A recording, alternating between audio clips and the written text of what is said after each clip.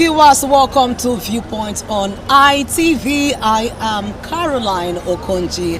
As so many issues is currently affecting Nigeria, we're going to be talking about the political aspect of it, the issue of defection by party members, especially when we know that momentums are already being gathered for the 2027 presidential election. Now, talking about defection by party members, let's look at the impact it's going to be having on the presidential election come 2027, especially now that some party members are already being tagged serial defector of their political parties. And so let's go talk to some of our respondents and hear what they have to say and what their reactions will be like. It is Viewpoint on ITV. I am Caroline Okonji.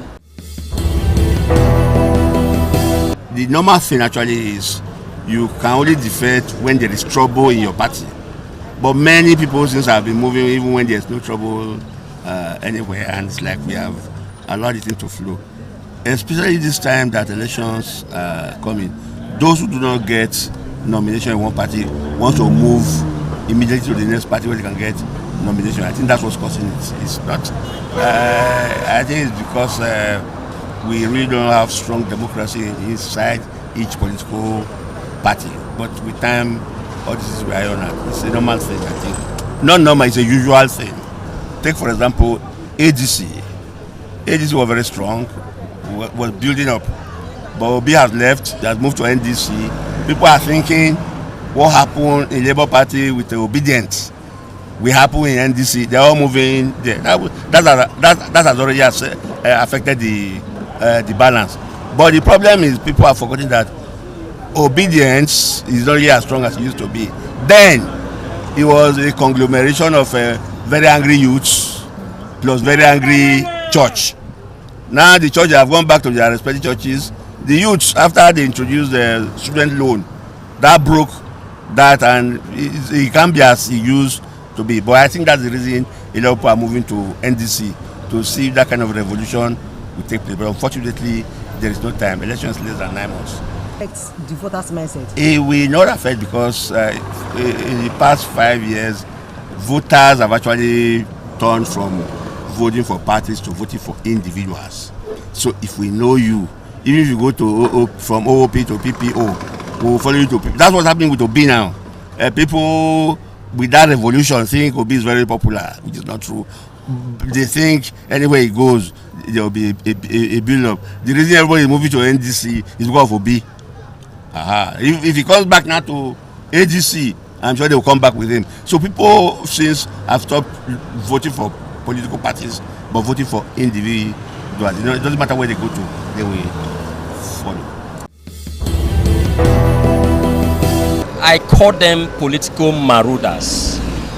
A situation whereby their political party or the political hemisphere is no longer favorable to them, they tend to continually to maraud, to migrate or decamp to other political parties, to, so to say, to seek for greener pastures, to satisfy their political greed or their political career. Because in Nigeria settings, politicians does not have ideology. The only thing they believe is satisfying their political career. So when party A is no longer favorable to them, will no longer suit their political interests, they tend to move to other political parties which they feel will be more favorable to them. And to me, personally, I don't see them as serious persons, because if you cannot stay in party A to fight for the ideology of that political party, and you feel it does not favor your political career, you now move to another political party. I don't take such persons serious. And I wonder how they're continually using that means to manipulate the electorate.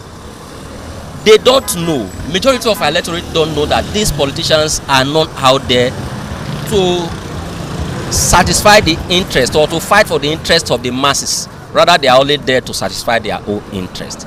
To me, it will not have any negative impact on the election, so to say, because there are procedural processes for INEC to conduct the election, and any political party or politician that decamp and do not meet up with those criteria will automatically be disqualified. So that is my own take. In the last presidential election, first time in the history, I supported Peter Obi because of the perception we have about his personality. But when he could not hold on to the party that Nigeria projected him through, when he could not stand up to fight for his mandate, personally, I now see him as someone who is not a serious politician and should not be taken serious. If to an election is just 2027 and 2026, you are still looking for a political party you want to decamp to, you are not a serious politician. I don't know if Nigerians see or reason the way I do. So personally, I don't take politicians serious. And those that are decamping from one party to another to seek for greener pastures or to protect their political interests should not as well be taken serious. And I also want to call INEC. There are laid down rules and regulations and procedural processes of decamping from one particular political party to another. It's most especially when there are crises in that political party. Any politician that leaves his political party when there are no crisis or when there is no crisis in such political party should not be allowed or should be disqualified by the INEC when they not meet up the criteria at which he's supposed to decamp. So Nigerians should look forward to politicians who have the interests of people at heart, not those that jump or decamp from one particular political party to another to suit their political philosophy. We are aware of the diversion from our own party. Let me speak on that because that is what I know. To other party like this new party, NDDC, NDC. You know, we see it as an opportunity for us to consolidate more in our party ADC. You know, some people may see that it's having effect on us, but for me, it does not have effect because I speak with you. Some of them who went to NDC today, I'm holding meetings with them. They are coming back again to ADC. That is to tell you that probably they've seen that the expectation that they wanted to get it, they didn't get it. So for me, ADC is a party to beat. It's not a one-man party, maybe like an Obedient, which people that believe in Obi are following Obi, or like Kwankwaso, people that believe in Kwankwaso, the Kwankwasoya movement, they are following it. This is coalition. It is all political parties that came together. You can see the number of people, the caliber of people at the top, at the ADC level. You see that they are from different parties. National Rufa is there, APC. Rebo Sola is there, APC. PDP is there, David Maguj, our national chairman. Other persons, Article 2 from PDP. So it's a coalition. We have both Labour, ABGA. So we are not worried, you know what I'm saying, with the defection. So those, as you are going, people are coming in. So it's just like that. This has been in this existence. You know what I'm saying? Even before we coalition. But coalition have made it unknown now because we came together and agreed that let's join together to be able to fight or rescue Nigeria from the hands of the ruling party. So that's it. So we are good to go. The only thing I would love to say here is that APC, we know they are the ruling party. You understand what I'm saying? But they should be able to, you know, give a level playground for this election so that if you are popular, you know what I'm saying, it's those that want you to, they want you, that will vote for you, but if you are not popular, they won't. So the issue of coming and say, but I don't want to speak this, you know, rather say this, you know, unequivocally, that it is not by, you know, trying to make threats that will scare people from, you know, coming to this, coming to contest. We, ADC, we are not worried about any threat.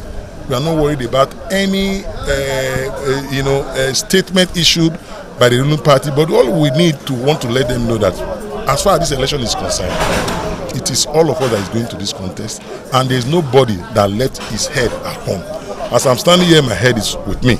So they are also standing wherever they are, their head is with them. So we want a level playground. We want to use the opportunity to beg all political parties that are going for this election that we should all come together and be able to go to the contest without rancor. those that like you or those that want you to represent them, they will vote for you. It's not by harassment or trying to threaten people. So that is my appeal. And I want to also let the entire citizens of Edo State to know that they should choose the best person they know that can represent them, both in the presidential election, Senate, House of Rep, and House of Assembly. This is my advice for them. The incessant gale of defamation is common in every election. Political system, there's no ideological inclination. It was just almost same set of people, same set of parties, but different names. You will be shocked to find out that the same political ideology that governs APC is that same for PDP. Well, we are not ideologically inclined, unlike in sane clients, where if you're on the left, if you're a leftist, you're a leftist. If you're a liberal, you're a liberal. But here, they are all the same thing. So there is no ideological philosophy. Our politicians are bereaved of ideological philosophy. So, but this also calls for the issue. I think it brings to bear the issue of independent candidates.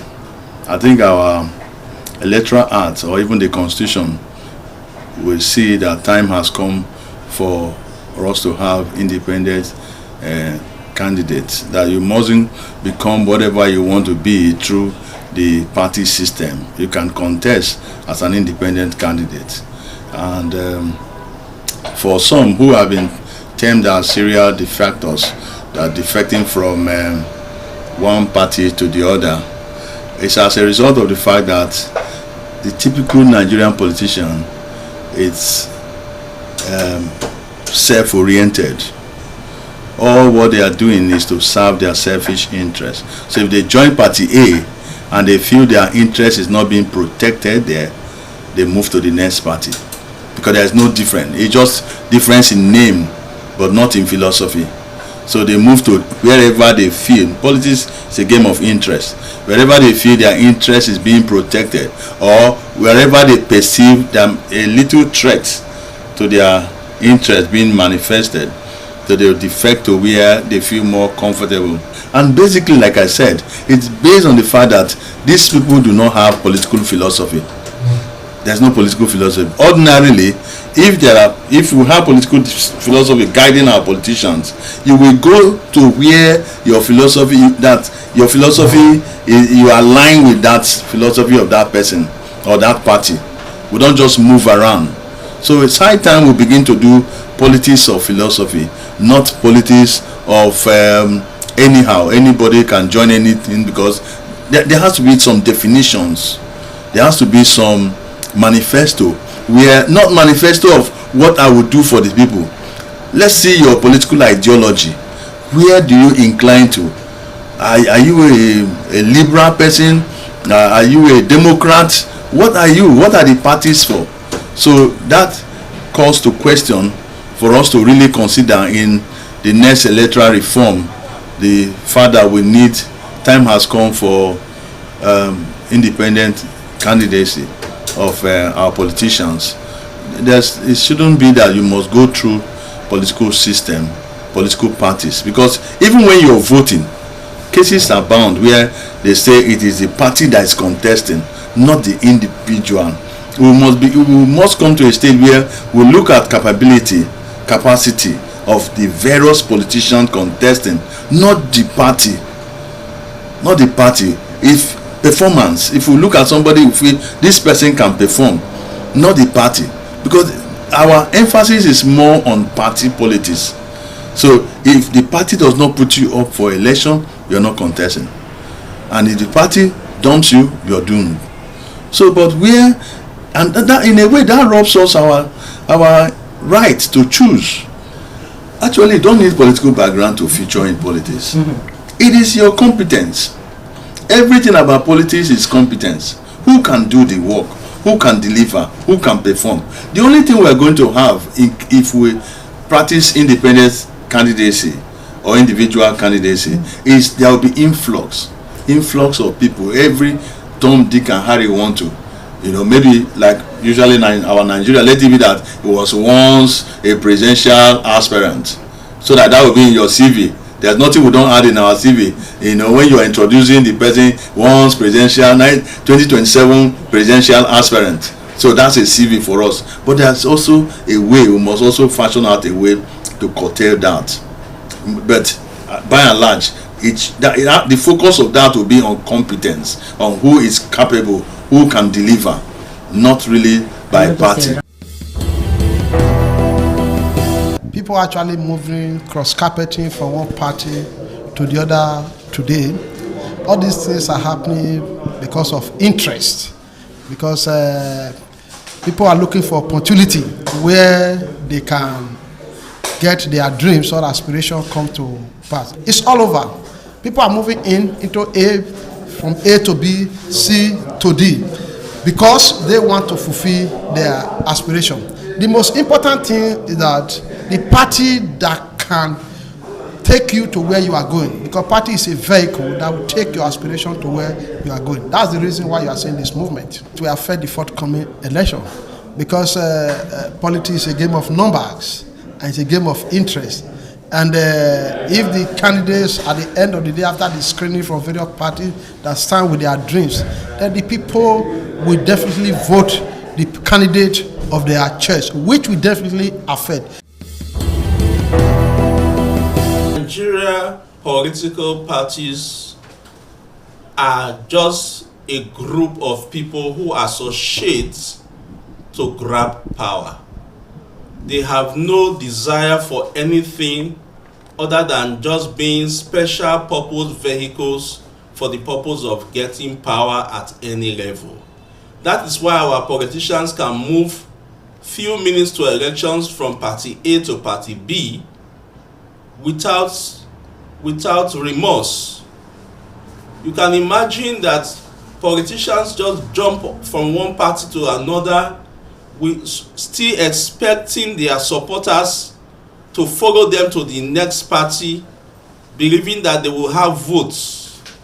I think that laws should be made to check this situation of people going with the ticket of the party that sent them into power. We look at situations where very visible politicians move from party A to party B. You find out that they are only desperate to occupy office. They are desperate to have power. That is the main reason why they are moving from party to party. I condemn this, and I urge Nigerians to take note of such people's character. It shows that they lack character, and such kind of persons should not be voted into office. Defecting from one party to another is as a result of lack of organization. When party is not properly structured, when the political aspirant was not given a level playground for them to prove themselves, where there are consensus, where people do not allow themselves to be voted for, in the sense that party faithful know their choice of candidate they want to choose, but a result of where leaders will just endorse people without not considering the party members. And as a result of that, these are the reasons why people will move from one party A to party B, and that is not really democratic. If you belong to a political party, it's good for that political party, for you to grow that political party, for that political party to come to a limelight. But a situation whereby people defect from one party A to party B, party C, is as a result of interest. When your interest is not being fulfilled, you will look for alternative. That is why people are defecting, and it has a very great impact, negative impact on the electorate, in the sense that they will see that political leader who is contesting that is not faithful, because they are already clamoring, singing your praise in that political party. At the end of the day, you just desert that party for no just cause, and you are telling the public that there is no level play ground for political leaders. It has a very great effect on the electorate, because the electorate will not understand who to vote for, and secondly, they will also see you that you are not a party faithful. So many reasons why people exchange or leave their party for none. There are some with selfish reason. There are some because of the government of the day. Let's, for instance, take the PDP. You can agree with me that PDP is no more the PDP as it was. You have some who want to jump here, jump there, maybe because of what they will benefit. There are some who the government or party in government will give large sum of money to the camp so as to weaken that party. For me, as people, even those contesting in my party, if they bring drink and put envelope, I don't accept the envelope. I can accept the drink and cola to pray for you, so that tomorrow if they are there, they cannot say they bought that position from leaders. The defections of politicians from one party to another is a normal situation, particularly in election seasons like this. Apart from the fact that it is enshrined in the Constitution of the Federal Republic of Nigeria and also in the Electoral Act that politicians are free to freely associate with any of the political party, because we operate a multi-party democracy in Nigeria. So politicians who no longer feel comfortable or feel they are not given the opportunity to achieve their ambitions can choose to jump ship or move to another party.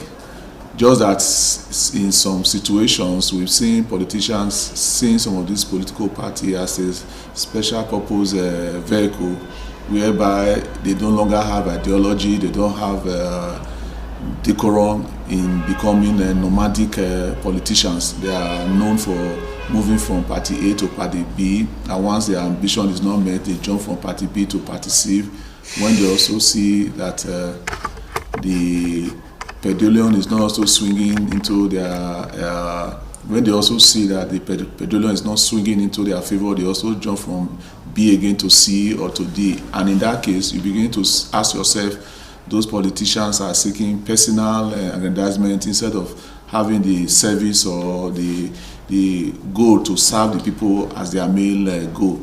So in terms of the impact on polity, it is meant initially to provide viable alternative to the electorate.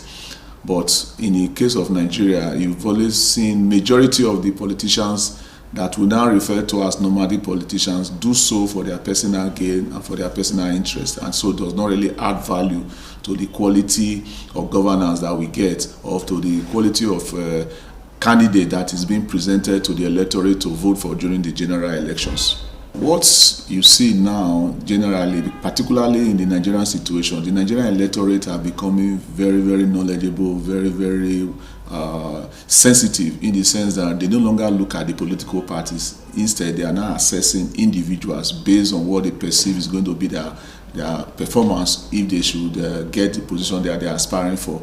So I really don't see it affecting the electorate if they perceive that particular person to be of value or what they think that person is going to change in the politics. So even if it's just that in the Nigerian situations, we've not really have opportunity to have independent candidates that can really stand as a movement to be able to ginger electorate or general support that they can win elected positions on their own as an individual, just like you have in the other advanced democracy where you have independent candidates. So for the electorate, they are now looking for credible candidates. They are not looking at party A or party B, because generally now all the parties seems to have the same manifesto or ideology, and it's the same season of politicians in party A that you see in party B or party C. Just that we, as the ruling party, has become more stable, we are more stabilized, and that's why you see that in recent times you've had few defections from my own political party. Most of the defections you see are other mainstream oppositions that is trying to gather themselves and see how well they can form a vehicle to challenge us as the ruling party. With some of the response from the people we actually spoke to on what we are looking at on today's viewpoint, talking about defection by party members, some said it is as a result of lack of loyalty to the particular party the candidate is actually representing, which is also perceived to be as a result of internal sabotage, while some are also saying that it's as a result of some of these party candidates trying to look for a particular party that suits and aligns with their vision for the reason with which they are contesting or vying for that particular position. It is a viewpoint on ITV. I am Caroline Okonji. Many thanks for watching. ITV, certainly the best.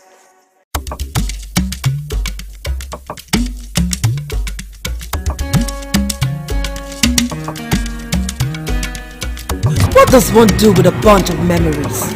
Laugh about them, cry over them, or capture them?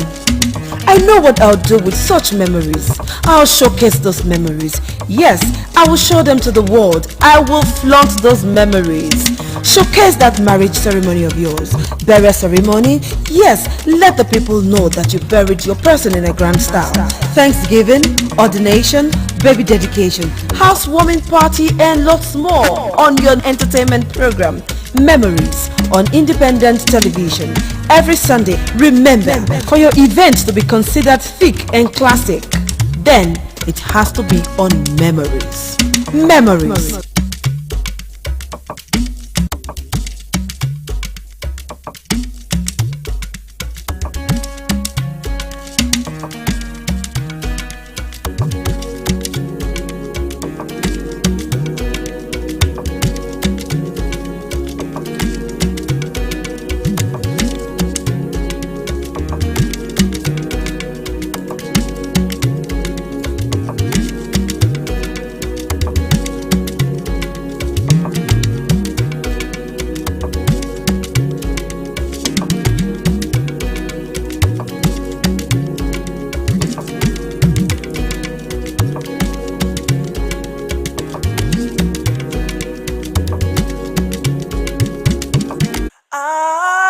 ITV, certainly the best.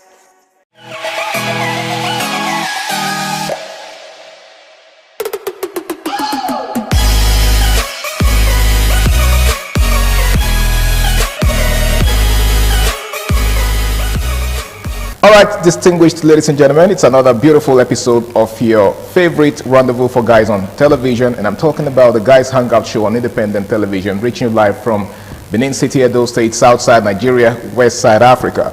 Now, for starters, the Guys Hangout Show is a very, very interesting show that teaches men to put themselves first in a society where nobody cares about the feelings of men. All right, so we encourage men to prioritize themselves. I believe that it's only when you invest in yourself that you can give out to those around you. After all, you can't give what you don't have. My name is Harry Agboje, and of course, it's my pleasure to have you join me on another beautiful episode of the show. Now, tonight I've got two gentlemen with me. Of course, they've been with me before, and we're doing this again. And let me begin with the one that sits far away from me. All right. To my far left is someone that is really passionate about everything that concerns guys. Okay. He goes by the name of Osas Zabi. Yeah, yeah, thank you. It's great being here again today. And it's great to have you. Yeah, thanks. All right, and of course, seated next to Zabayo is someone else who is also very passionate about masculinity. He goes by the name of Benedict Ochagu. It's good to have you on the show, bro. Were you thinking about it? No, I was actually looking for a better way to introduce you. Oh, yeah. All right, thank you so much. It's always a pleasure being here, knowing that you are listening and watching us from the comfort of your home. Absolutely. We are once again here. Okay, so gentlemen, we have something really serious to talk about.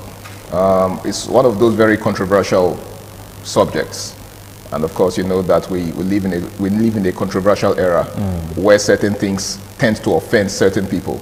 Okay, so as guys, we come across some terms that we use, and some persons just get offended. And one of such terms is, you know, jealousy and insecurity. All right. Now, there seems to be a thin line between both. How would you define jealousy and how would you define insecurity? Some persons believe that both of them are the same thing.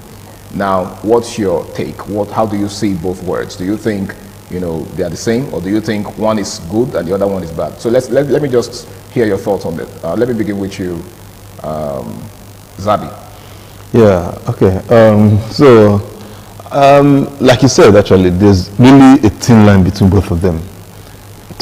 For someone being jealous and someone being insecure. Yeah. But they come from two different emotional standpoints. So I believe for jealousy is actually the very evil one. Everybody talks about evil is the sin, but the Bible has never talked about insecurity. The Bible has not told us that insecurity is a sin. But for jealousy, the Bible stands against that. Even the Quran. Is jealousy a sin? Yeah, of course, the sin. The sin. Now, how is jealousy a sin? Now, I see you progressing. I see something in you that I want, and because of that, I start hating. Okay. I start getting angry. I start having what ladies call mood swing. Okay. Because I'm seeing something in you that I need but I can't have. So that is the standpoint of jealousy. Okay. Now, insecurity, basically, for me, I think, or I believe that insecurity comes from me not having something, but you feeling I have something to offer, and then I now have to try to prove to you that I have something to offer, knowing deep down within myself that I'm totally empty.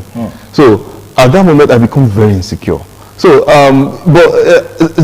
insecurity as an emotion is something that can actually be worked on, and no, there are no casualties in the game.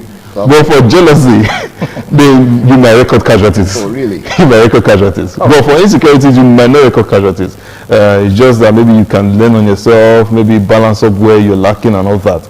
But for jealousy, there most likely will be casualties. When I mean casualty, someone might definitely get hurt, or you might want to go into any means to make sure that. I think we're having a discussion backstage about a particular firm where most persons are fighting themselves and all that. Okay. This stems from jealousy, not insecurity. Not insecurity. You understand? So jealousy is the bad one, not insecurity. Exactly. All right, that's how I want to put it. Okay. let me put that disclaimer. That's a fair way to put it. But let me hear what Benedict has to say. He just said that insecurity is not necessarily a bad thing, but jealousy is actually the destructive one. What's your take on that? I don't agree. Okay. The reason is, for me, first let me say that I think you have broadened the context of this discourse. Okay. I thought I don't know whether I'm the one that misread it. Okay. It was supposed to be about in the context of love, relationship, and all that. Yeah, of course, you could also do what you which is romance, which is a nice thing to do. But again, like Zabi tried to talk about the father. Jealousy is the bad thing. No, for me, jealousy is not bad. What Zabi was explaining in his analysis is envy. Jealousy is not a bad thing. Even God is a jealous God. Yeah, I was going to make reference to how the Holy Book says that God, the Creator himself is jealous. Yes, there is jealousy is not a bad thing, but again, in grammatical context, some people seem to interwove envy and jealousy. I think it's the same thing that people do to the word pride. When you say someone is proud, you could be proud in a good way. Like I'm proud of who I am. I'm proud of my accomplishments. But proud could also mean arrogance. Right? So I guess that's the same thing that applies to. So in context, for me, jealousy, if it is for romance, jealousy is not totally a bad thing. Because when you love, there will be elements of jealousy triggered in you. No matter how much you try to say, me, I don't care. If another man wants to have her, the man should have her. There must be something triggered in you. That is an offshoot of love. Okay, so that's healthy. That's healthy. But when it is taken beyond the boundary of relevance into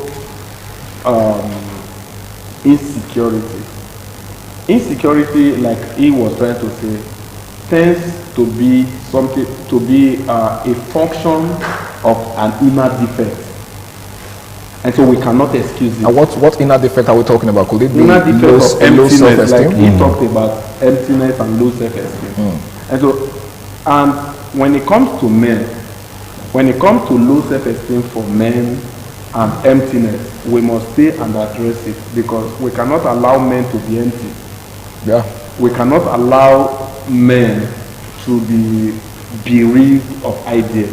And so because of the position, the sacrosanct nature or the sacrosanct position that men occupy, because of how important the position of men in society are, I will always advocate that men deal with the problem of insecurity.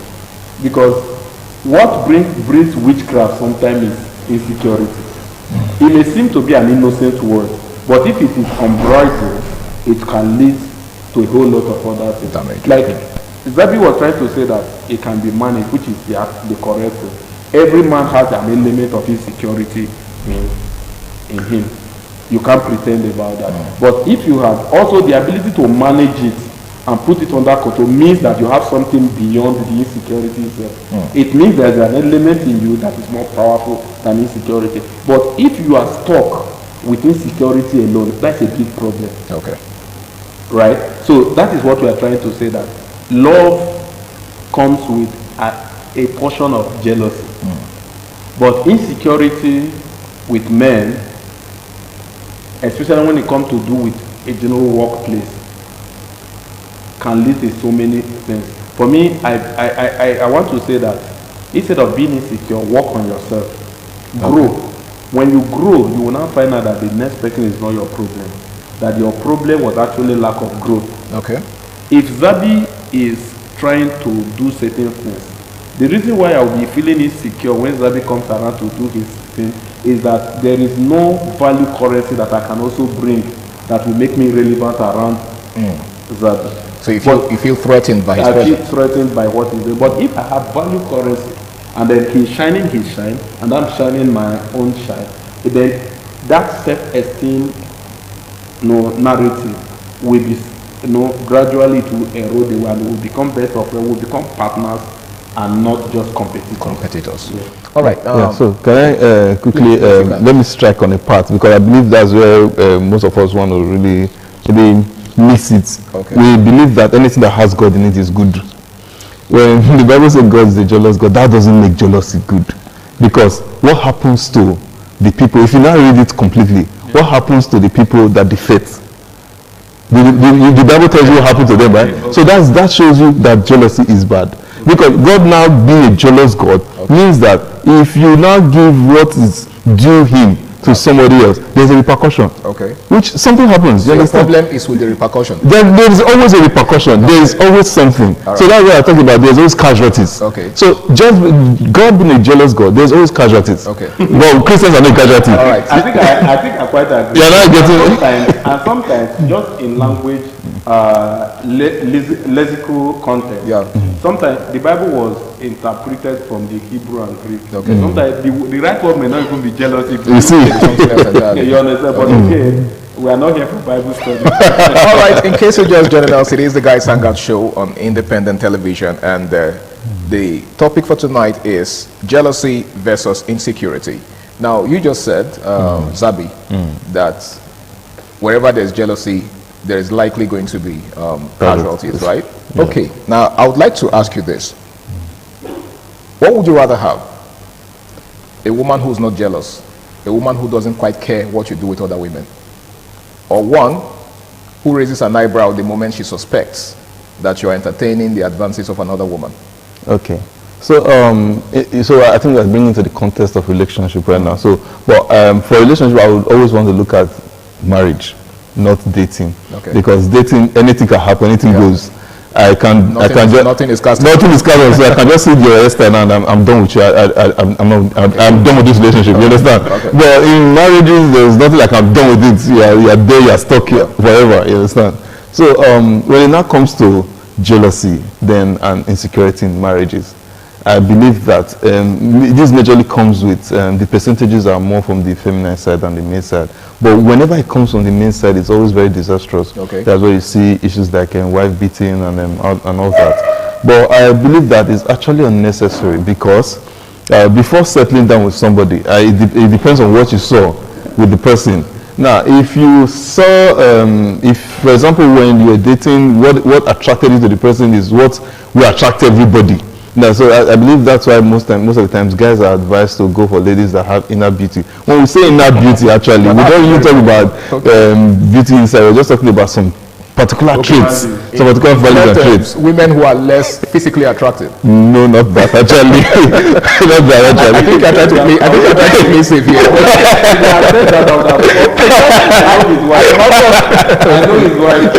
Okay, so the point I'm trying to make is I think they go for ladies that they have the value that everybody can see. Okay. And then another person sees the value and tries to admire it, and then you become insecure or you become jealous. So I'm trying to use both of them together now. So I believe that this is, like I said, insecurity is something you can work on. But jealousy is not something, they're bound to be casualties. Now, if you are being insecure, it's normal. For example, I have a very curvy wife, and then she's working ahead of me, and I'm behind, and I'm seeing guys trying to wow. Definitely, what's going on here? You understand? But that doesn't mean I'll not start getting angry with my woman, because this is the same thing I saw that I came after. You understand? But when you become jealous, is you are seeing that she's attracting favors that you cannot attract, and then that devilish spirit of jealousy starts breeding in you. And when it starts breeding in you, you start taking actions, doing things you're not supposed to do. You start venturing into areas or angles you're not even supposed to look into.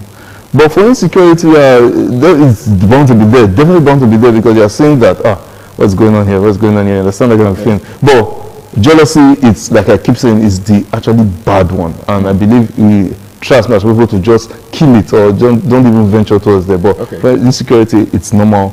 Everybody has one particular area that is insecure. I can go into, like I've told you, I can go into a gathering where everybody is discussing football. I become insecure there because I don't really know much about football. You understand? But I can go into a gathering where of like minds, and I will flourish. You understand? So the same thing. I'll be in a gathering flourishing, and then somebody is there, doesn't understand what's going on. I just be insecure. Like, what's going on? You understand?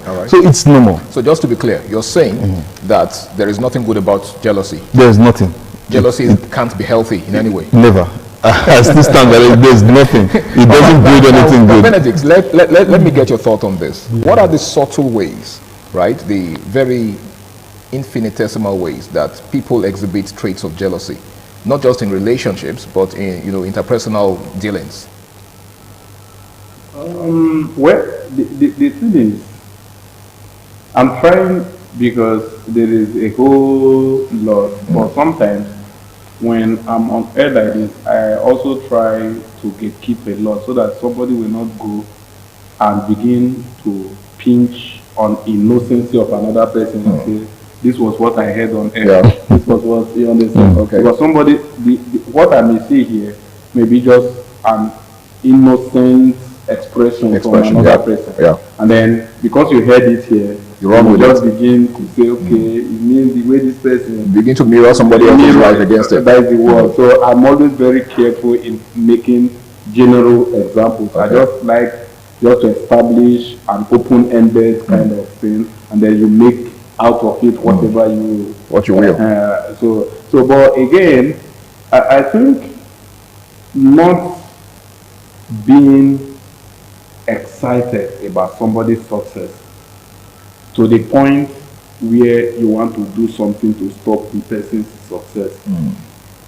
That is one of the biggest way for me at that point. Like I always say, Zabi chose jealousy, me I chose envy at that point. Okay. Yeah, I call it Envy. All right. So at the point where you be naturally, if we are being sincere, when people are succeeding around you, there is a trigger in you that where you now like, why this is not happening to me? Yeah. Because every man wants good thing to happen to them. So when you are seeing it around, you tend to question yourself, why am I not getting this thing? You feel a kind of a bit discomfort at some point, not always, at some point. And then also, knowledge will not teach you that everybody has their turn. Then immediately you will come up and say, oh, let me celebrate those that he has gotten to their turn, yeah. Right? Then that is somebody who will really go far. Who, the person that it will eventually get to his turn. For the one who always take it a step further, that I must stop them, that failure is sweet when everybody is involved. That's why it will never get to that person's turn.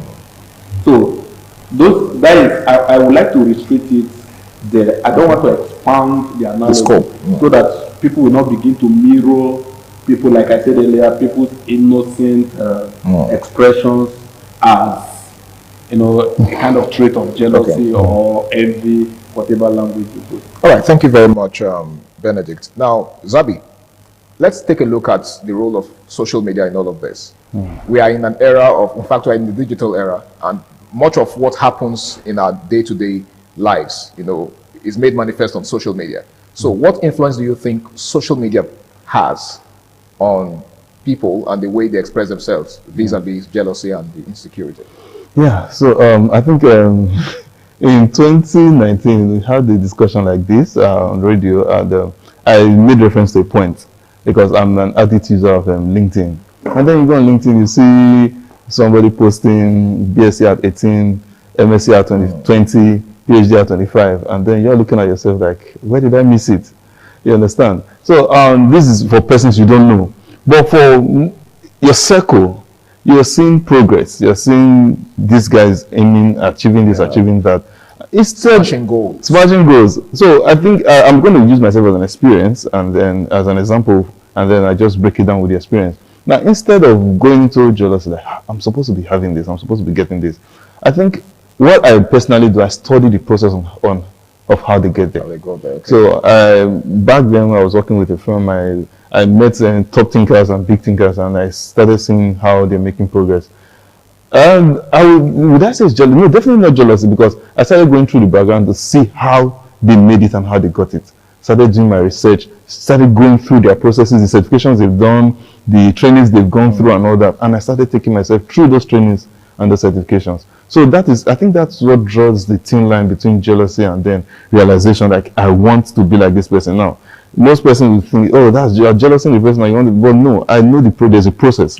And then I can go through that thing. This person can go through this process. I too can go through the same process and be like this person. All right. Yeah, so I think that's what draws the thin line. That's what actually casts the difference between being jealous and then being realistic. All right, thank you very much. Now, Benedict, what he just said borders more or paints a picture of laziness on the part of some persons. Okay, he took his time to study the people in question and figure out how they achieved their goals and all of that. Does that not give us the impression that some persons just don't have, should I say, the energy to follow through to get to the point where, you know, the people that they are envious of, so to speak, went through? Do you think laziness has a thing to do with this? Yeah, it does. One thing is the laziness, the mental laziness, the laziness of the mind, the function in the thought processing mindset. For example, like he was trying to say that he saw some persons doing great things and then I find out, okay, what's the process? As a guy, one of the ways you know that there's problem, that you might not go far if you don't deal with it, is when you embrace people's glory without trying to find their story. Their story, okay. Yeah. You must find out people's stories and their story may not be basically exactly like yours, but you must also find a pathway of that story to create your own story and know that it's not going to be an easy thing in the process. So you have to find out, like he said, he need to also go and try getting certificate. It may not necessarily be that he got exact certification as some of them got. True. But again, when they eventually met at the table, it means that he has gone through his own process and this one, and he is now qualified to have conversation with them. So he became relevant in the scheme of things. In the scheme of things, not necessarily because he got exact qualification, but also because he has also learned the principle of paying price to also get some of those things. So me, I feel if you look at it and say, what makes this person outstanding? Then you also need to find out your own strength. One of the things that breeds jealousy is that people want to be envious of people who are not even going their direction. Yeah. For example, if you are saying, like my pastor would say, if you are saying I am envious of you, find out whether what interests is what interests me. Okay. You may buy a in other words, might not even be the same. You may buy a car and I come around, maybe you see my face and you feel I'm being jealous. Maybe car is not even my dream in the next 1 year. That's not my pursuit. So find out if a car is my pursuit, or maybe you bought a brand of car. Find out if I do fancy that brand of car before you say I'm being jealous of you. So sometimes what you need to do is find out where you are going to. Find out, create a roadmap, and then look forward to becoming better. If you can focus on becoming better in your own life, so all of this envy, jealousy will really die down. Because people can be doing well in their own choosing line.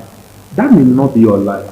And so one time this one succeeds here, you are envious of this one succeeds, you are envious of this one. Before you know what happens, you are in the game of trying just to pull everybody down and everything just. So it's about building yourself. So that when Zabi comes and Zabi is speaking as a mathematician, for example, I know he's very good with calculus. You understand? And then I speak as a journalist. My drive is not to be a better mathematician, for example, than Zabi. My drive is to be a better journalist than I am today. Because that's your profession. You understand? Than I am today. Or maybe, okay, going into the business line, because Zabi is also a businessman. But we are not into the same line of business. I'm happy seeing him do what he does, and then I am also happy doing what I do. Okay. Right? My goal is to be better doing what I do. And then, again, I will also be happy that he gets better, so that when we meet at the echelon, the top echelon, we'll be able to have conversation. And life is easier at that level. Okay, life is easier at that level. Now, Zabi, what do you think, or how do you think communication can reduce jealousy and insecurity, in relationships, not just in romantic relationships, but, across board? Education? Communication. Yes. Communication. Yes. Okay, yeah. So I think I'm a very big advocate for communication. Not just communication, effective communication. You can actually be communicating and then it's not being effective. So I think when it comes to jealousy and insecurity, most of the times, majority, 100% of the time, is people don't study or understand the process that the person used in getting whatever the person got. You understand? So I think I was just thinking about this earlier. Like, I think in fact, the only way that kills jealousy and insecurity is understanding the process. Okay. So if I would really advise most persons that are actually making it out there, and I think LinkedIn has been a very good platform for that, where people tend to maybe explain the processes of how they got it, especially for legal means. When it comes to, for example, we grew up in Benin City, you see a lot of guys succeeding, and then you are a bit like, wow, you're supposed to be age mates, this guy is succeeding, and then you go back and look at the process, and then you now tell yourself, God forbid I do this. You understand? So there are so many successes you see, and then you just tell yourself, God forbid I do this, and then you become contented, because you're like, definitely I can't go through this process. Okay. Just the same way for some ladies too. They see their colleagues rising up in the office, not knowing that the colleague is sleeping with the boss. Small girl, big girl. And then you're already envious, you're already jealous, and then you back find out the process, and you're like, so you immediately become contented. Okay. So I believe when we communicate much, like for example, I'm seeing you, and I like what I see, and I'm communicating. I communicate with Benedict. Like, I like what I say, and he's like, don't look at what that guy went through. You can't go through it. Yeah. I don't understand the process. So I believe effective communication actually helps to reduce and kill jealousy and insecurity. Thank you so much. Now, as we begin to wrap up, in fact, we have less than a minute, so you're going to be saying this in less than a minute, Benedict. What's your final word, to young people out there who feel intimidated by their peers and probably don't have the energy to forge ahead? Just in less than a minute. Be patient with yourself and take it easy on yourself. And then again, try to get better. Your speed, your pace may not be like theirs, but if you are getting better daily or weekly, before you know, you will get to a point where you just tell yourself that I have done well for myself. Okay. If you can get to that point, then you have conquered. I like the part where you said, I have done well for myself. You are not doing well for anybody. Yeah. At the end of the day, it's yourself you're doing it for. Yeah. So that will help you to curb the spirit of jealousy and envy or insecurity. Okay? No, we are all going to succeed individually. The only thing that matters is what Benedict said, that we get to that point where we are all relevant on the same table, right? Not a situation where you think that other person's success is a threat to your own success, okay? We don't all have the same calendar. That other person is running in his own lane and you're running in your own lane. The most important thing is that we all succeed at the end of the day. And not just succeed, but succeed in the right way.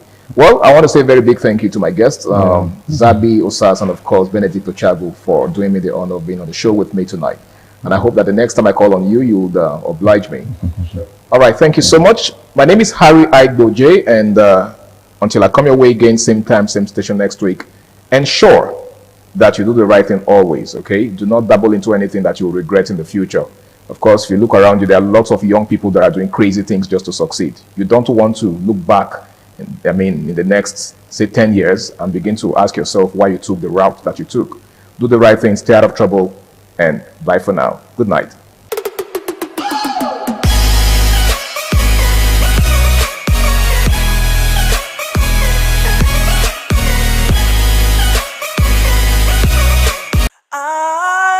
ITV, certainly the best.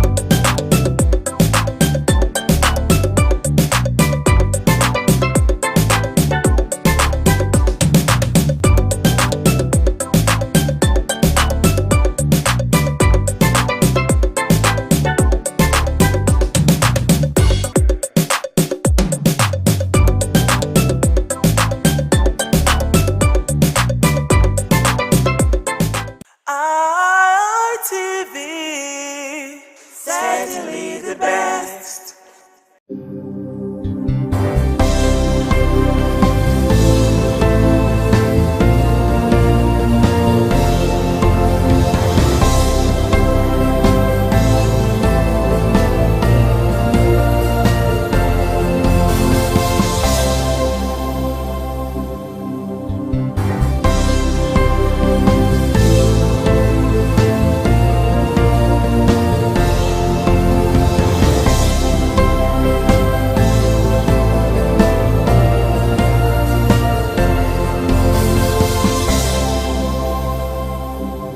Now it is another wonderful time on television and on the program African Discourse on Independent TV.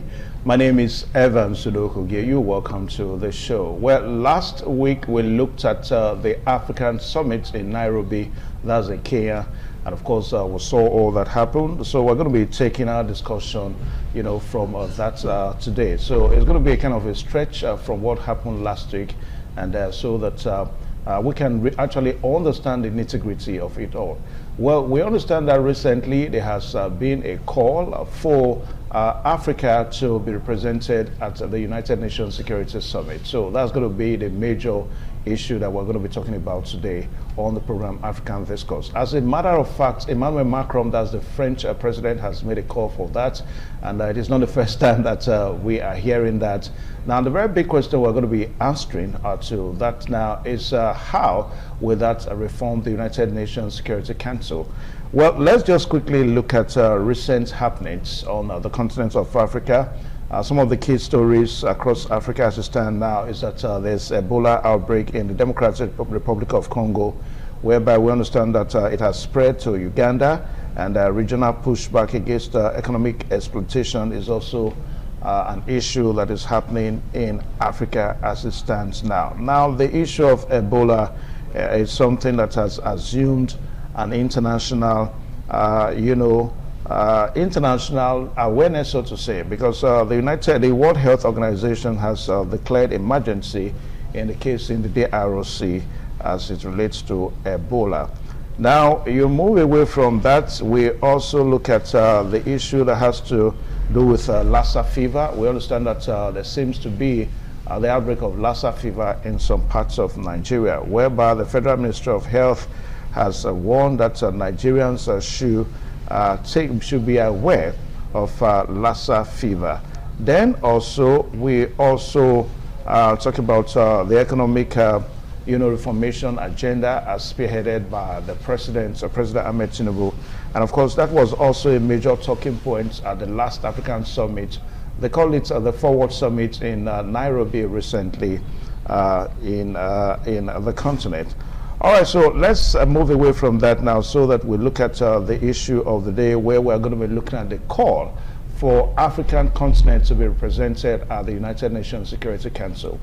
Well, when we talk about the United Nations Security Council, we call them the Big Five, talking about United States of America, the Great Britain, Russia is there, France is there, and of course, we also understand that Russia is there, France, China is also there. 5 nations of the world, biggest nations, not necessarily big in terms of land mass, but in terms of technology, it is assumed that these nations, they are so big in their technological prowess. So no wonder they are members of Security Council, United Nations Security Council. But all that seems to have, people are calling that it is high time that an African nation should be represented in that Security Council. So that's going to be our major talking point today. So like what I said a while ago, that the big question we're going to be asking is whether that will reform the so much desired reforms that is needed at the Security Council of the United Nations Security Council. I mean, a situation whereby at times you have some decisions are made, and because it is made by one of the members, nobody can question that. So we do not know, maybe when an African nation comes in now, all that cannot be anymore. Well, to look at all this today, we are so privileged to have a professor of vocational and technical education, Professor Victor Igbenedion is our guest today. Sir, you're welcome to the program African Discourse. Thank you for having me. Okay. Professor Victor Igbenedion is a global affairs analyst, and also looking at, he talks about national issues too. All right, so Prof, we are looking at the call by Emmanuel Macron of France, the French president, calling on Africa as a continent to have a representative at the United Nations Security Council. What's your take on that? It's a good call in any case, but I don't think it's feasible for now. If you look at the Big Five in the United Nations Security Council, you will find that they are advanced in terms of economics. Their economics are quite advanced. The Human Capital Development Index is high. They have high Human Capital Development Index. The military advancement and scientific and technological advancement, they are there for these countries. It looks like Africa is just evolving, and the most part is that we rely solely or partially on these advanced countries to be able to drive our country, even in terms of economy or politics, I would say. Technology, we are not just there for now at all, and scientific advancement. So we need to develop ourselves sufficiently to be able to belong to the United Nations Security Council. The question is that what are we bringing to the table? When you look through Africa, there's no political stability. So their polity is defective, except we resort to the advanced nations. It will look like there's nothing we can do on our own.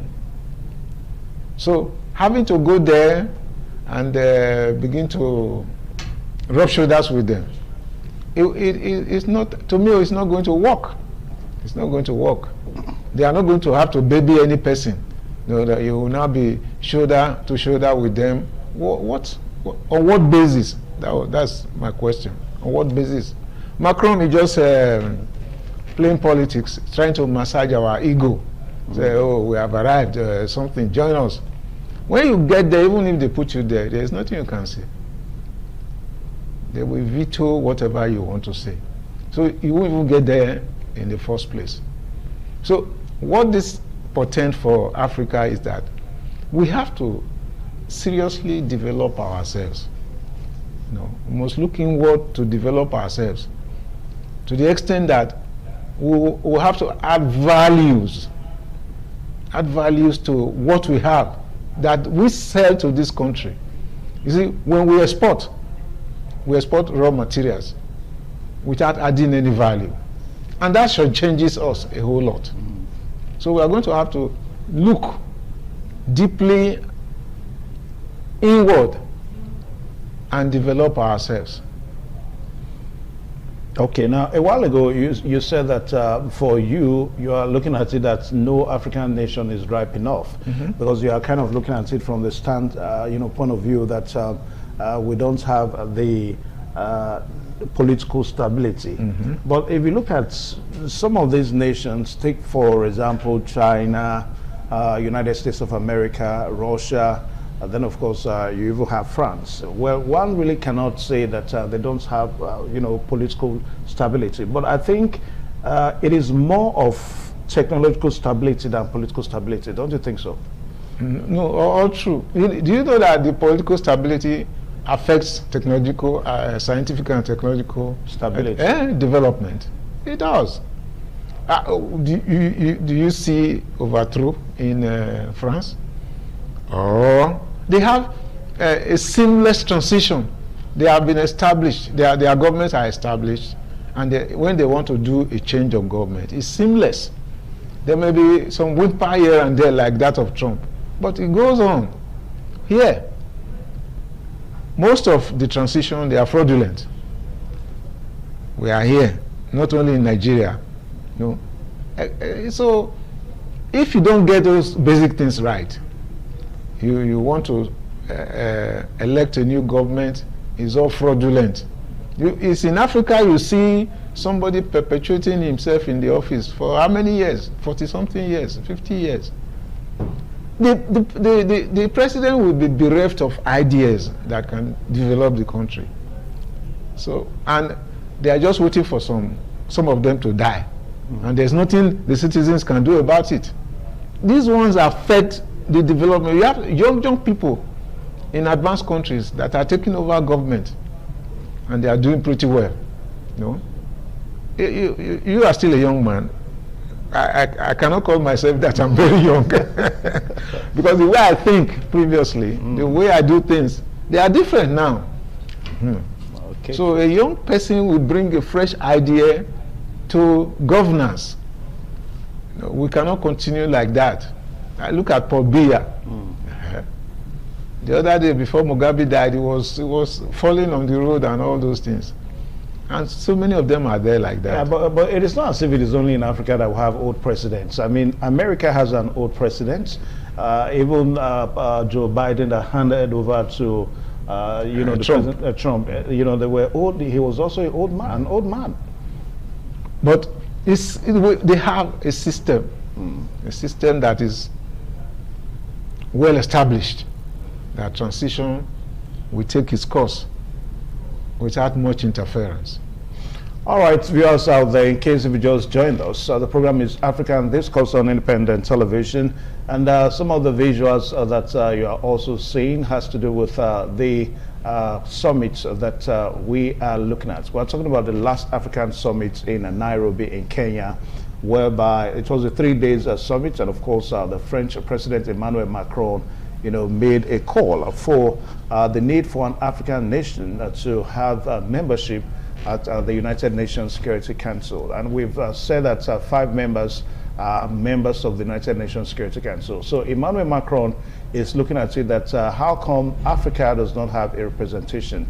Now, Prof, let us look at it, because some persons are of the opinion that what the recent interest that Emmanuel Macron seems to have in Africa, I don't want to say that it's suspicious, but it looks as if since the French were ousted from Niger, and also they're also asking them to leave major parts of Africa. Yes. Hence, we have this new interest. So, what would you say about Emmanuel Macron or the French position? Is it not suspicious? Very, very. They had the foothold in the Francophone countries. Everything was being done from France. Those people could not do anything without France. So now there's a backlash. It's like their eyes are opening. They say, okay, we don't want you people again. And they have been supplanted by China and Russia. So it looks like it's imminent that they will lose grip of those their colonial countries, their colonized countries, so to speak. So how is he going to do it? It's just by coming back to advocate that let us get let us get lifted from the doldrums so that Africa will have a voice in the United Nations. I tell you, it's a very tall order to achieve. It's going to be very difficult because of the way these advanced countries look at. We are just there for their exploitation. Even earlier times in the 60s, when people like Kwame Nkrumah were trying to bring their heads up, it's the same advanced countries that given the challenge that he may even have with the other members of the Security Council, they are not as liberal. Otherwise, all these years, they would have included some other people in the United Nations Security Council. Was it not until recently that Trump divested economically from the United Nations, stopped a lot of grants and all that they were doing? Hitherto, he was the ones funding over 70% of the United Nations. The US, that's what I mean. But now, they are cap in hands begging, all over the place. So and they are not even as effective in the kind of services that they render. You mean the US? No, the United Nations. The United Nations, yeah. Because of the pull out of the funding. America. Yes, of America from the funding. And no country has chested out anymore. Chest out now that, okay, since you pull out, we are going to be funding it. Now, don't you think it's because nations of the world, they tend to look at what will benefit them more, and that is what America seems to be doing at the moment. So for other nations, even if we're saying that America has pulled out of giving aids to nations of the world, the reason why some other nations don't want to signify that interest, don't you think is to protect their interest? In what terms? Protect their interests. I mean, since if America has done it and they left, so we need not also do it. I mean, let us protect our interests too. The way America is also trying to protect. To the extent that the United Nations function will be whittled down. The rest members could say, okay, now that America has pulled out, for relevance again, as Macron is doing now, they can come and say, okay, let's fund the United Nations. But they are not doing that one. So the structure will almost be weakened if they have sufficient funding. Where are they going to intervene in wars, what they call it, where there is war, they go and intervene there. The soldiers collect soldiers from different countries. This thing requires a lot of funding, okay? But you see Americans trying to do it alone, okay, to increase their spheres of influence. But in the United Nations, the veto power is there. They may not contribute troops to go and help distressed countries. So it's important that other nations should also flex their muscles in terms of funding the United Nations. You know, a while ago, we were trying to look at Emmanuel Macron's position as being suspicious. Now, this is not the first time that we're probably having the French president trying to support his own interest. Remember when we had the war between Palestine and Israel, he also made a case for the state of Palestine. So is it not the same thing that he's trying to do, calling for an African nation to be part of the United Nations Security Council? Just like we have analyzed, it's about France's relevance. They want to be a key player in the world politics at the moment. They don't want to be left behind.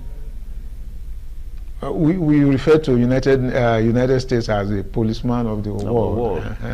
So they because they know that U.S. because of their dominance, they benefit a lot from their dominance of the world. And France is kind of restricted to their francophone countries.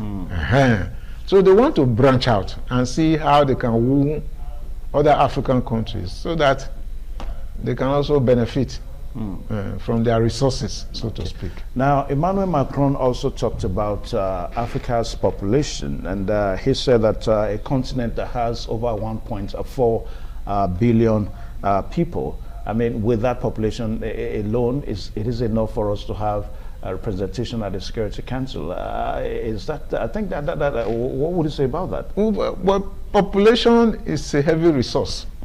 Yes, it is. Yes, you see China. But what is the development, as I say, human capital development of that population? When majority of the population, they are just peasants, and they have nothing to really offer. The education, backward, other development indices, they are not there at all. So the population alone, without development, developing the individual, human capital development, they have little or nothing to contribute. So it's important that we begin to advance ourselves. Education, proper education is not all this certification and everything that we are doing without the people acquiring the necessary skills and developmental skills that will push Africa forward. It's not as if the few ones that we have very intelligent people in Africa here. That's why the advanced countries, when our people get there, they make maximum use of them as human resource. Okay? But here, we have a dormant human resource population. there's nothing to stimulate us to give our best. And it runs true.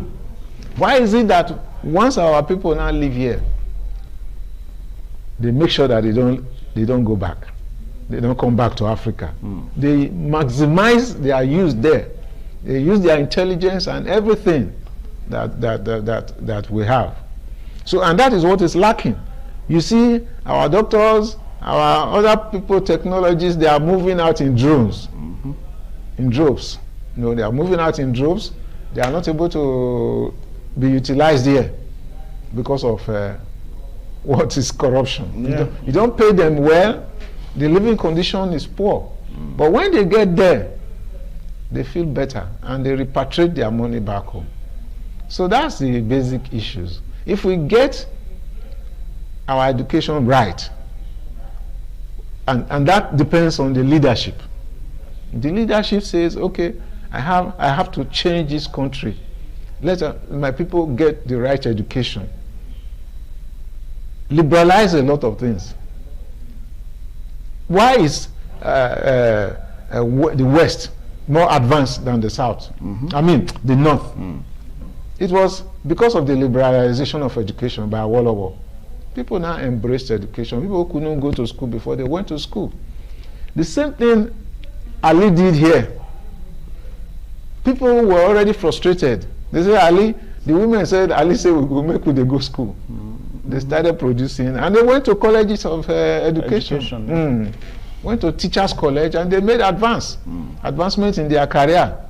So education is very key. Good education, I'm saying, is very key to our development. Now, Prof, a while ago you talked about leadership. That it seems that Africa is still struggling, in leadership. Now, don't you think with what is happening in one or two countries, take for example Rwanda, take for example the ROC, even if we are saying that they have Ebola issue as it stands now, and maybe take for example one or two more African countries, don't you think that Africa seems to maybe getting it right, maybe just stumbling, tumbling, wobbling in the right direction, wobbling and fumbling, because these days we're talking about these 2-3 nations in Africa now, and of course even outside the continent you hear world leaders also point to them. They are now points of reference and all that in terms of good governance. So don't you think that Africa may be evolving in terms of leadership? Yes, those ones they are like the oasis in the desert. No, you find small water and all that one. Well, I would say it has started because we can now, as we are making reference to them now, Paul Kagame in Rwanda, the other one in Traore, exactly. Yeah. Were the resources not there before? It's Kagame that is really at the head of the political evolution, because he was able to bring the country back from the brink of collapse, and they have advanced in terms of human capital development. But the other ones, Burkina Faso and all that one, yes, they are doing well, but you can see the hand of advanced countries in them. All they are trying to do now is to add value to their resource. Their resource is what they have before, what they have within them. They begin to develop them there, unlike just taking them away as raw materials. And the people now, what happens? They have work, they are engaged, they are busy. They have technology. Exactly, they have the technology that they use to transform a lot of things in the country. It will make the people happy. And they are getting advanced. So we need more of those. All right, so we'll take a short pause now. Viewers out there, the program is still African Discourse on Independent Television, and we are looking at the call for the call for an African nation to be a member of the Security Council, the United Nations Security Council. So we'll take a short pause now, and when we return on the other side of time, we're going to be looking at the possibility of which country, we have various countries. Some persons have said South Africa is ripe enough. Rwanda with Paul Kagame is ripening up. Then you talked about Mohamed Traore, Ibrahim Traore in Burkina Faso is also ripening up. So we'll take a short break. We'll be right back.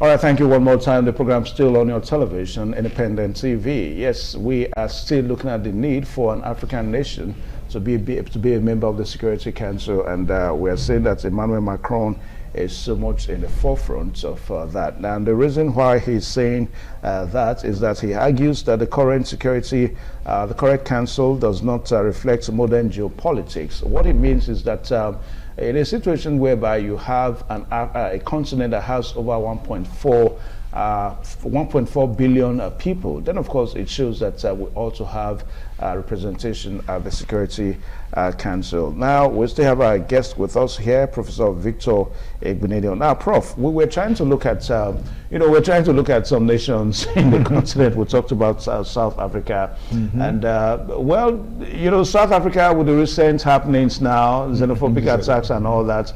I don't think if that's a good one. I'm not trying to fault them, but we're just trying to look at the countries, in the continent. South Africa, Rwanda is there. Then, of course, Burkina Faso is there. Then maybe one northern African country, Morocco, Algeria, Libya, and all that. No, Libya cannot be part of it. But let's look at it now. Which of these countries would you want to put your bet on? That's okay. If the need now be that, okay, let's Africa send representation. Which of these countries would you say?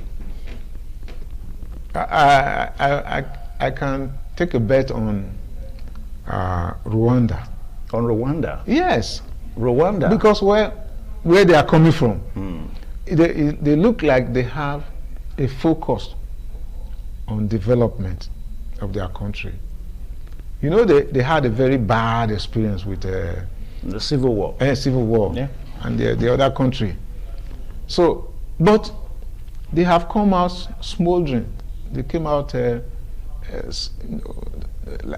the man has been able to walk in that country, that it has become the envy of the neighbors, and to the extent that the world leaders, they are giving him kudos for that.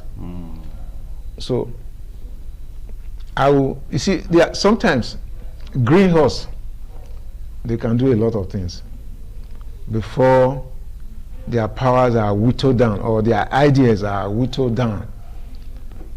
So it's just like one person out of a lot, that if you give him an opportunity, he can do a lot of the. Why not South Africa? South Africa seems to be enjoying the popularity of the world in terms of technological advancement, maybe in terms of political stability, Yes.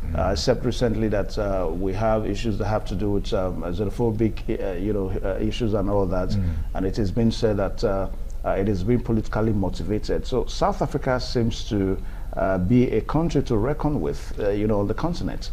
I have no doubt about South Africa, but they have their own issues. They have not. Since they were liberated from their colonial masters, they have not been very assertive.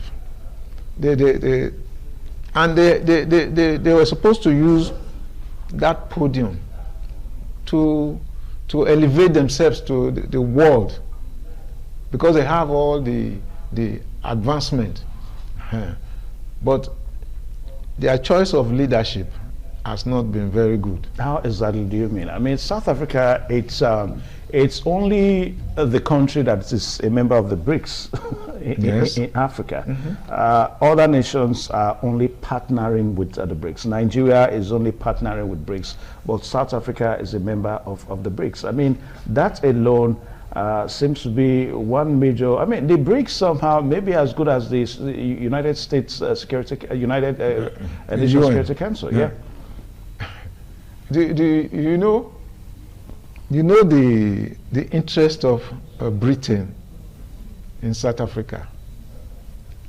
they were dominated by, South Africa was dominated by foreigners. So they still have their own affiliation there. There are people there with heavy investment in the place. The blacks have not been able to displace them completely. So they have a foothold on the economy. So they, as you said, they are members of the BRICS. There's nothing wrong there.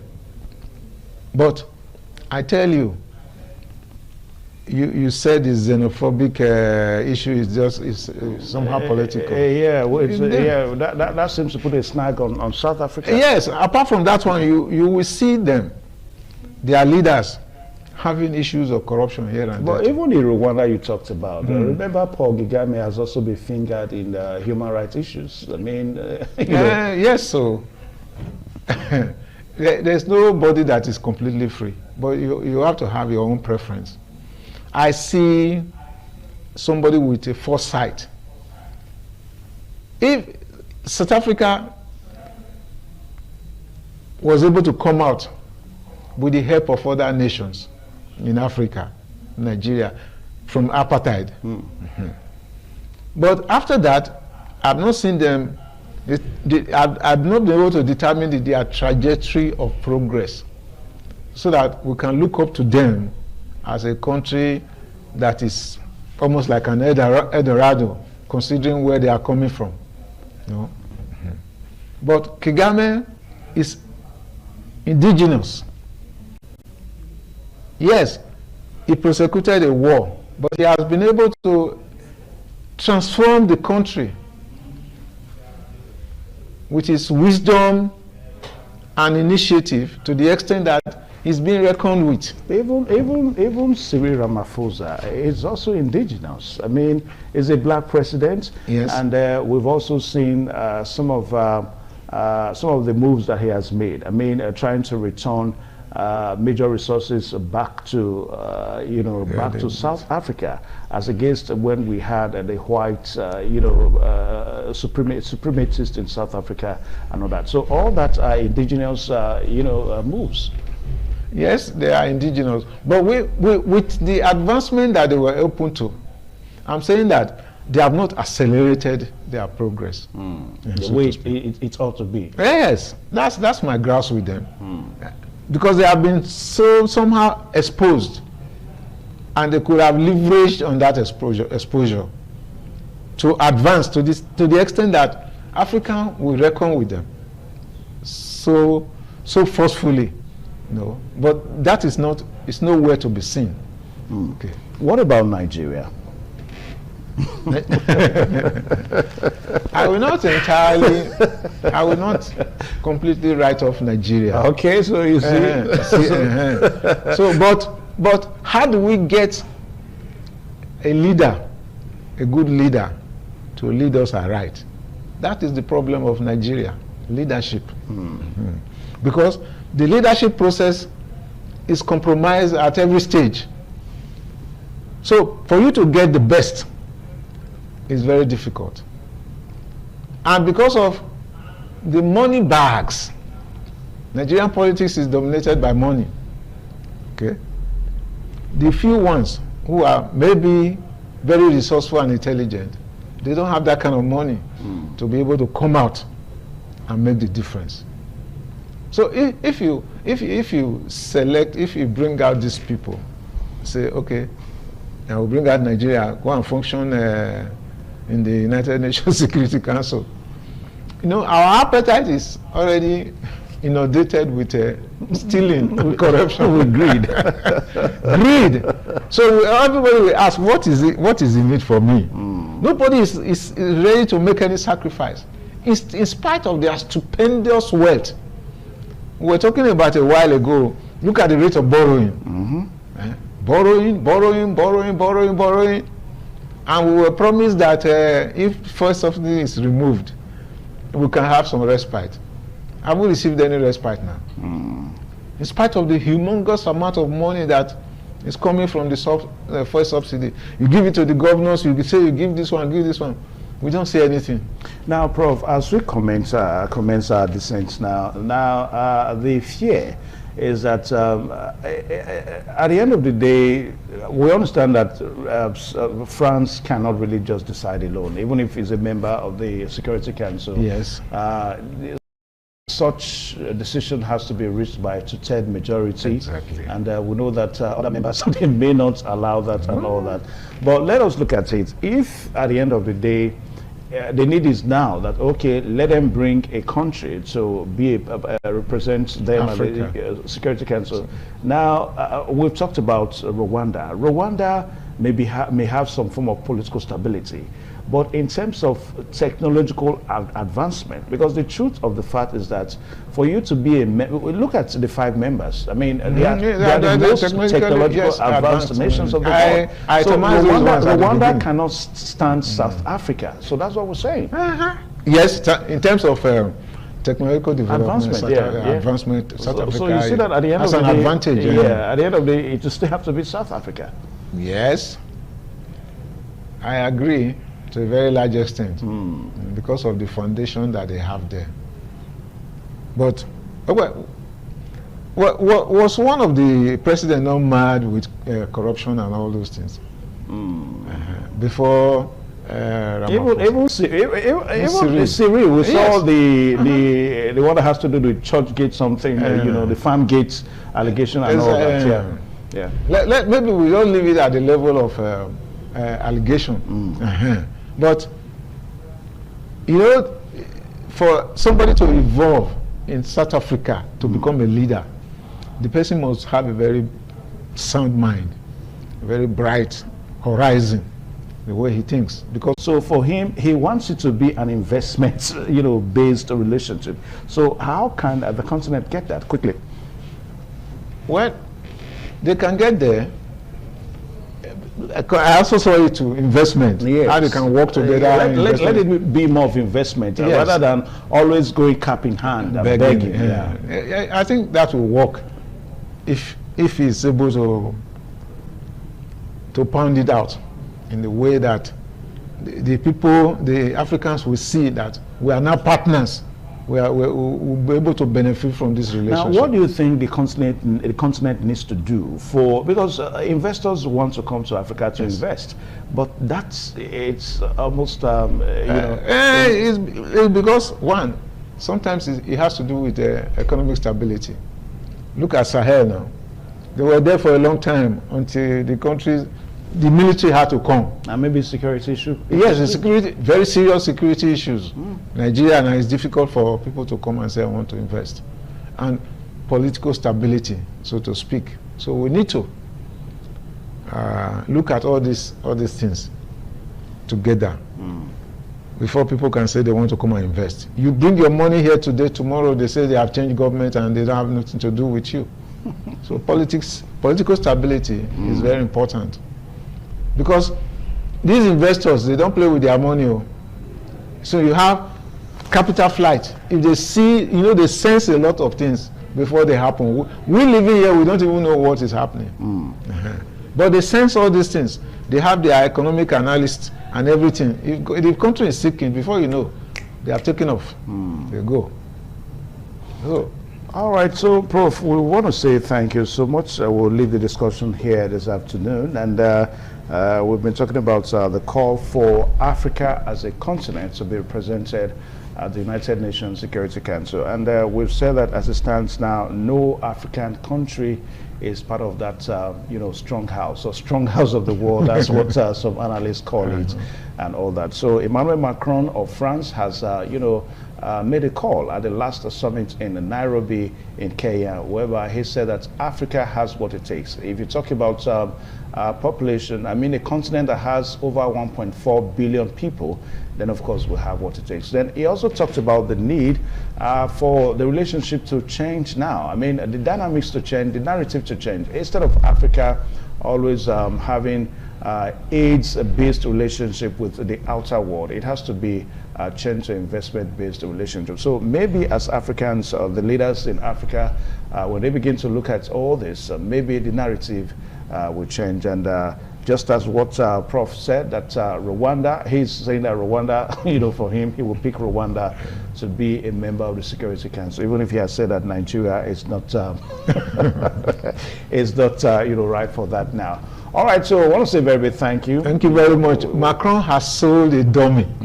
He sold a dummy. To our leaders. So it's not left for our leaders. Yes, it's a dummy. It's a dummy. All right, so thank you so much, Professor Victor Igbenedion, for finding time to join us on the program today.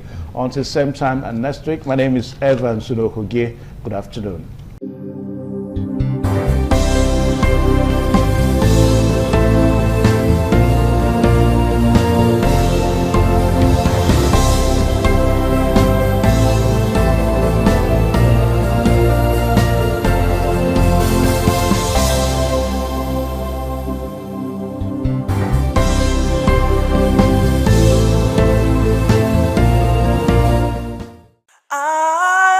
ITV, certainly the best.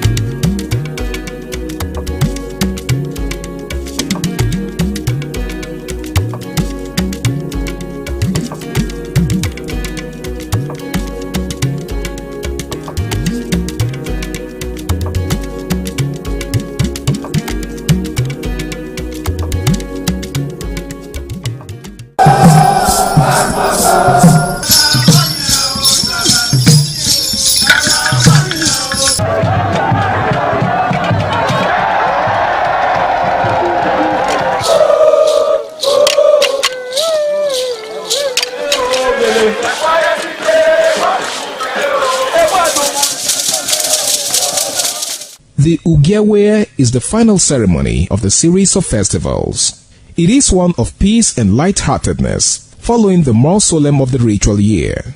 Ugewe is the festival of the Ewe leaves, a symbol of good luck and joy. It is the most popular of all that heralds the dawn of a Benin New Year, new vow, newness of life and freshness of life, and a new hope for the future.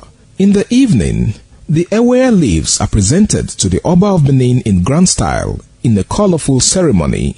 The Ihogbe Society, amidst singing and dancing, bring the sacred leaves that symbolize good luck, blessings, peace, and prosperity. Each of the senior members of the Ihogbe proceeds to give the sacred leaves directly to the Oba of Benin, and others put theirs at his feet.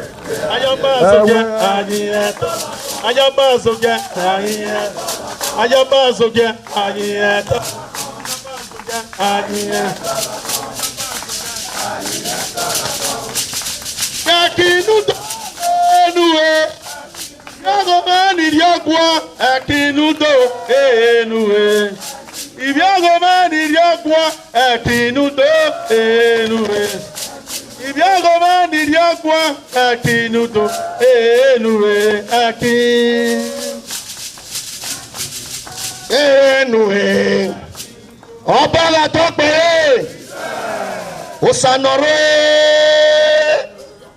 Umadogemo Akmoye ni awoge wae Ewae nori ọba Osanore ọba Umadogemo Akmoye ni awoge wae Ewae lẹ́nu bí ẹ̀fọ́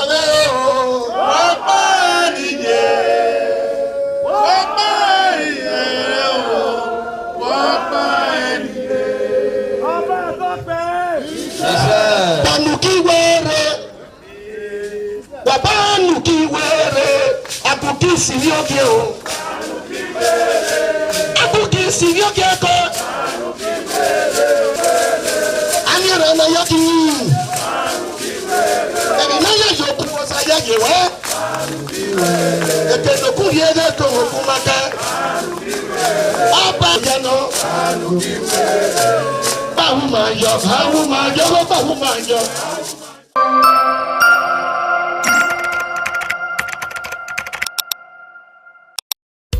The threat of global warming is real. You have seen the destruction of lives and property as a result of incessant flooding. Make the environment a conducive place for all to live in. Stop polluting the environment. Protect the environment today. This message is brought to you courtesy Independent Television and Radio.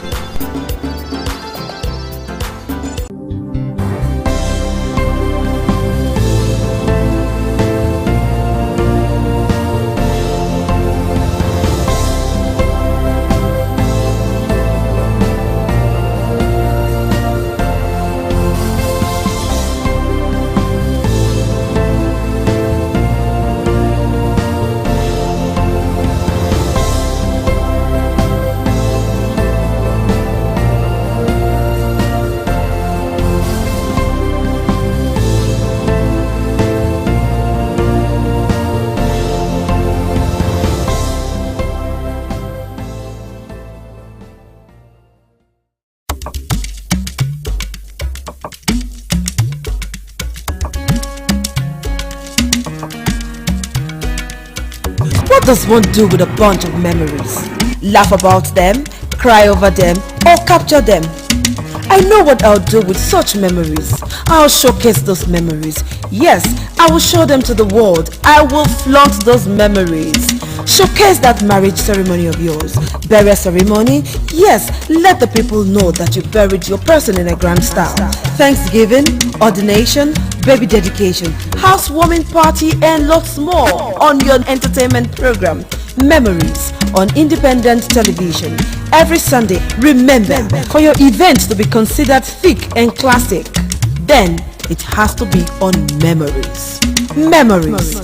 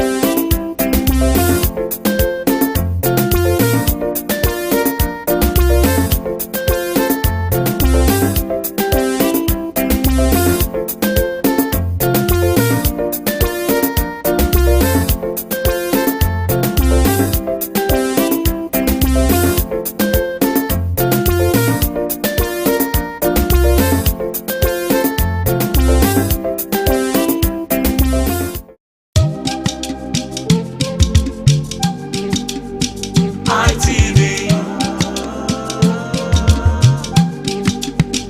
ITV. ITV, certainly the best.